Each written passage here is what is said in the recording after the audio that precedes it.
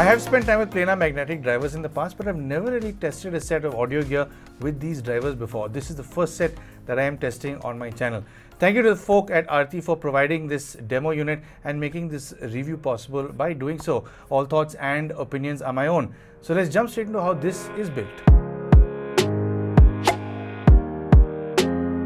The unboxing is quite simple and I really like the carry case you get in the box. You get the IEMs, the literature, a very neat carry case with the ARTTI brand name on it. You get the cable in it as well as 6 sets of ear tips. 3 sets have a more rigid inner section with a tighter bore and the other 3 have a softer inner section with a wider bore. Swapping between these does change how these sound a little. The cable provided is a high purity silver plated OFC copper cable which is terminated to a 0.78 2-pin connector on the side that connects to the IEMs and a 3.5 mm jack on the side that connects to your phone, music player or amp. You can choose to get a 4.4 mm termination as well. The cable doesn't come with a microphone, so your phone's microphone should take over for calls and gaming when you use this. Moving on to the IEMs, they come with a high quality plastic housing and an aluminium alloy faceplate with a lot of ridges. I suspect this to pick up a lot of dirt and grime over time, so it'll make sense to clean these once in a while. The section that holds the 0.78 mm connectors is translucent, so it does catch light and light up the left and right marking on the inside of the IEMs, which is neat. There is a little opening at the bottom of the IEM which I suspect could be a venting port to alleviate any excess pressure within the housing. Comfort wise, I haven't found these to be the most comfortable set of IEMs I've tested. In fact, I've had to keep adjusting these and swapping between all ear tips to see which ones fit best, but I think the extra protrusion of the cable mount on the IEM does tend to make these difficult to fit my ears well. When I do find a comfortable placement, I have to freeze and make sure these don't keep popping out, and when I do find that spot, the way these sound makes up for the struggle I've had during testing. These come with 14.2 mm dual magnetic circuit planar drivers, have a frequency response of 20 Hz all the way up to 20,000 Hz, and have a very easy to drive low resistance of just 16.5 ohms. On a volume front, I found myself listening to this mainly at around 30% volume, but it does open up when you go up to 35 and 40% volume. But when you go beyond this to about 45-50%, it can get a bit loud, at least for me. So I would not recommend listening to this over 50% volume for prolonged periods of time if you intend on preserving your hearing. When it comes to the soundstage, this is a little more expansive than other IEMs that I've tested in the same price range. I suspect that the drivers do contribute towards this. In fact, it does have nice left and right separation with a dead center phantom channel, but that phantom channel seems to be a little more focused. Other IEMs tend to have a slightly wider center stage. This is a lot tighter, so it does help in giving it that much more expansion because it is that much more focused, and it does have a slightly vertical stage as well. When it comes to its imaging, these are quite resolute. In fact, if you want to focus in on any details, it's very easy to do so.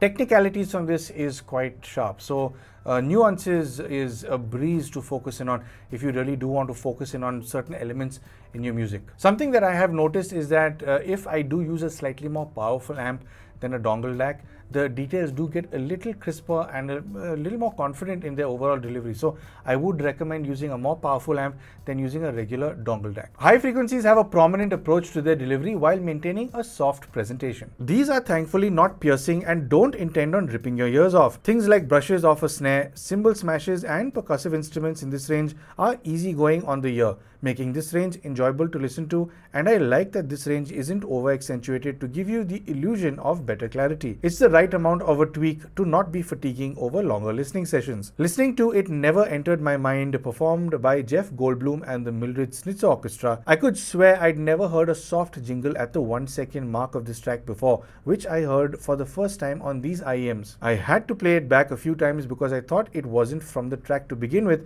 but I guess that's the beauty of technicalities from planars. This range remains soft and enjoyable without getting anxious, but then again, I mainly listen to these on my desktop setup with a tube amp. This range can get a little more prominent with a dongle DAC amp or a solid state amp. Mid frequencies can get a bit on the thinner side of its presentation, and I do wish that it had a little more depth for vocals. The upper mids are elevated with recessed lower mids, which can make these lean a little toward the sibilant side, but I do wish there was a little more depth in the lower mids because male and female vocals can tend to sound thin, especially if you prefer listening to a more rounded presentation here. Instruments and vocal separation is quite distinct here thanks to how well these image, and there is no real sense of details here getting muddled up. Listening to Adele perform Water Under the Bridge, she sounds almost as if she's got a cold, which is very unlike how she sounds. I do wish her vocals had more depth here, which is why I prefer listening to more instrumental music with these IEMs. Classical music sounds sensational with these, like Welcome to Jurassic Park, performed by the Danish National Symphony Orchestra. Every element of this orchestra stands out prominently enough to focus in on, yet each instrument melts into a voice of its own grouping,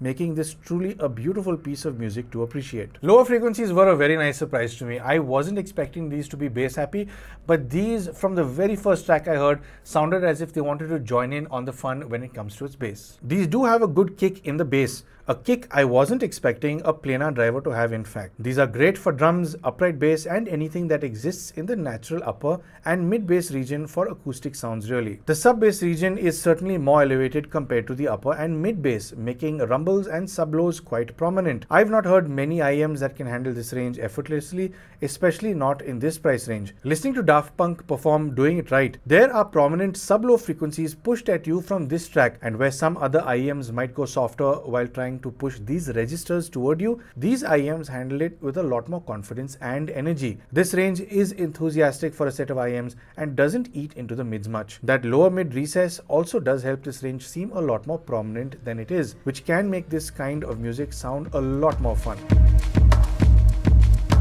So to sum up, overall on a build front, I mean, it's all right. It's not the best finished set of IEMs I've seen in this price range.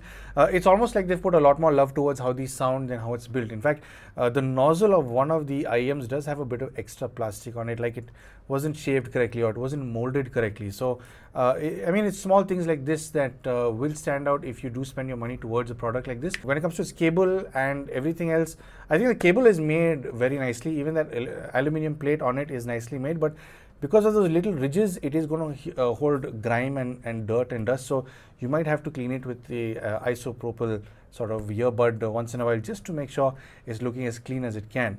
On a comfort front, I'm not very happy with these because I've been testing a lot of IEMs, a lot of earphones over the last few years, and this is the first set of IEMs that I've had so much of a trouble with because, well, for one, I do have a smaller left concha, so I have had discomfort in my ear with some earphones and IEMs. I'm just trying to be very fair over here, but whenever I've worn these, they just don't sit in my ears, left or right. I've gone through all the ear tips. I've tried different size ear tips on both ears, and at no point does it really sort of stay in my ear very properly. And even when I do eventually find a position that fits, like I have to hold it and sort of freeze and not move. And if I manage to keep it in my ear for about 40-45 minutes, my left concha does start hurting. It does sort of pain. Now, I suspect that little sort of section where the cable connects to that's sticking out, it's not in the IEM, it's further out. I think that doesn't push into my ear, it sort of sticks out.